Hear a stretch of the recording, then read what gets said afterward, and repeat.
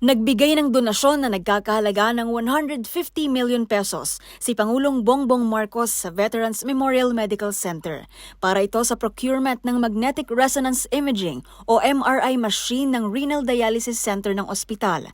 Ito ay bilang pagkilala at pagbibigay pugay ng Pangulo sa mga naging sakripisyo para sa bayan ng Filipino War veterans at ang mga retiradong personnel ng Armed Forces of the Philippines. Ang Department of National Defense ang nag-request ng 150 million pesos na pondo para sa procurement ng Tesla MRI machine. Nakausap din ng Pangulo ang mga opisyal ng ospital para talakayin ang operations at mandato nito, kabilang na ang mga hakbang para sa pagkakaroon ng mas maayos na mga pasilidad.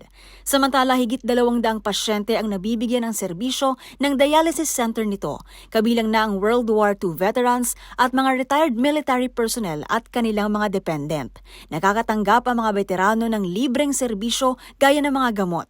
Pinagpaplanuhan naman ng ospital na magkaroon na rin ng kidney transplantation center sa susunod na 3 hanggang 5 taon. Para sa MBC TV Network News, ito si Pamela Adriano. Sama-sama tayo, Pilipino.